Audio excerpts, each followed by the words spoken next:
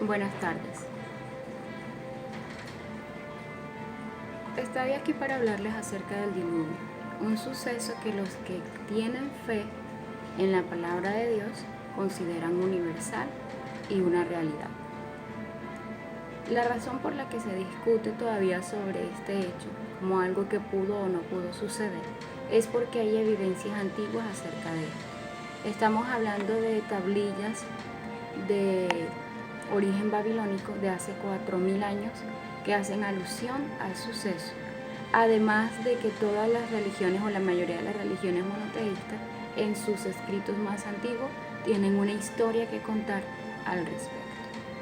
Considerando esto, la comunidad científica se ha preocupado no por demostrar si sucedió o no, porque las evidencias existen y lo avalan, sino por explicar de una forma científica estos hechos, de una forma más plausible, más traída a la realidad. También pensando en que ellos consideran que es mitología lo que hay alrededor en cuanto a la historia, como por ejemplo el arca de Noé, quieren demostrar, quieren encontrar formas de explicar esto de una manera más realista. Sin embargo, se les olvida que es un relato, efectivamente, de origen religioso y que en la religión hay un ingrediente especial que le aporta a estas historias credibilidad y es la fe. Sin fe es imposible creer, es imposible encontrar evidencia, y esto lo podemos ver en varias fallas en cuanto a las teorías de la ciencia. Ellos intentan explicar el diluvio diciendo, por ejemplo,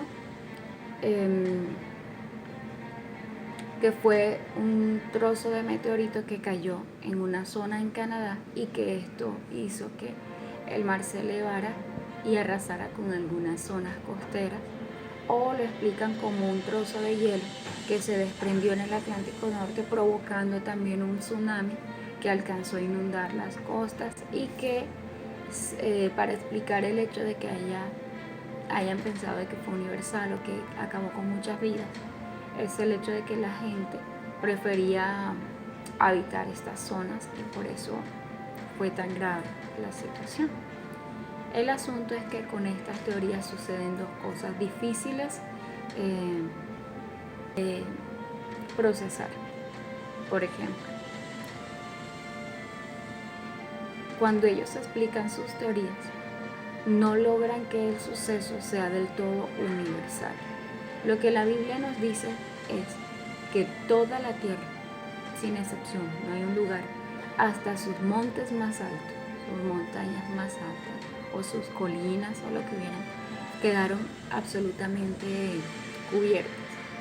Ni el ave que vuele más alto, por decirlo de alguna manera, podía haberse salvado de esta catástrofe universal, porque el agua cubrió casi por completo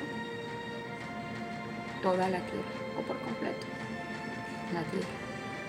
No había oportunidad de que nada sobreviviera, excepto, como lo dice la Biblia, las personas que estaban dentro del arca, que eran Noé y su familia, y esto porque estaban siendo resguardados por el mismo Dios, quien fue el originador del diluvio.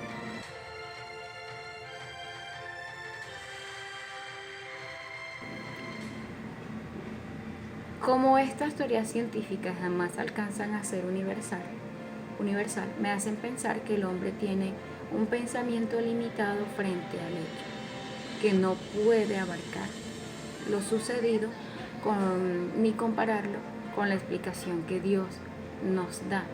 No tienen cómo probar su limitada percepción de lo sucedido, pero tampoco reconocen ni tienen fe en la palabra de Dios cuando dice que cuando Él permitió que esto sucediera, lo originó, fue universal. 2. Ellos quitan por completo la participación divina. La ciencia, o algunos científicos o parte de la ciencia, se caracteriza por no creer en Dios. por tratar de negar o de probar su inexistencia. En este afán, a pesar de que saben que la mayoría de las evidencias acerca del diluvio provienen de creencias religiosas, de creencias espirituales o de libros y relatos espirituales con conexión divina e involucran deidades, a pesar de saber esto, quieren negarlo, quitarle el mérito a cualquier deidad y además de esto probar ellos mismos que sí sucedió, pero no como se cree o como la gente o como las religiones lo dicen.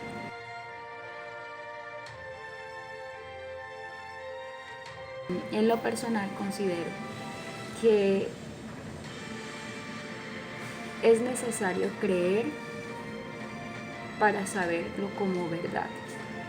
Es necesario tener fe para creerlo como verdad, porque en el caso de la Biblia cristiana o judío cristiano, este hecho se explica como un acto de misericordia y de autonomía divina. Y ese es el mismo Dios en el que todavía muchos creemos. El diluvio, como acto de misericordia y autonomía divina, garantizaban la supervivencia de la humanidad en un mundo mejor, sin maldad, sin muerte. Considero que si la humanidad hubiera continuado como estaba, ya estaría acabada en estos momentos. Por esto veo la voluntad de Dios como algo misericordioso cuando sucedió el diluvio. A pesar de que el mundo siguió su curso de maldad, no fue el mismo curso que venía trayendo. Es necesario ser ferviente en Dios, en su palabra, en sus promesas y en sus intenciones de amor para creer que hubo un diluvio para nuestro beneficio, para creer que existe un Dios de amor que es capaz de hacer estas cosas que parecen malas como algo positivo, como algo bueno para la humanidad. Tal vez el temor del hombre a que vuelva a suceder algo así es lo que hace que quiera negarlo.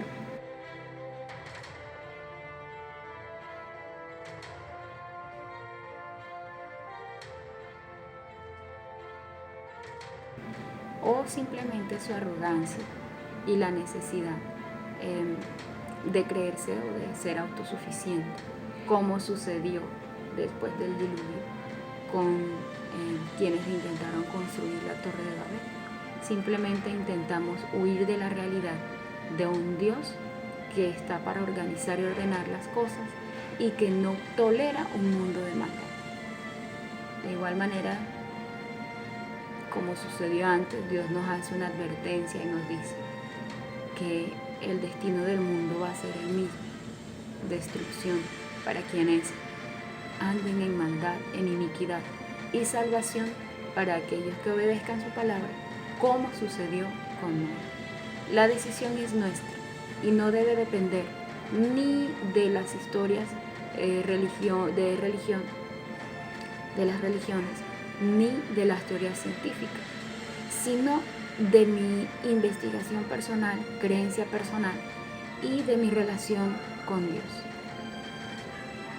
Hay que conocer a Dios para poder juzgar sus acciones y no juzgarlas, sino aceptarlas, creerlas como actos de amor. Espero que haya sido comprensible mi explicación y muchas gracias.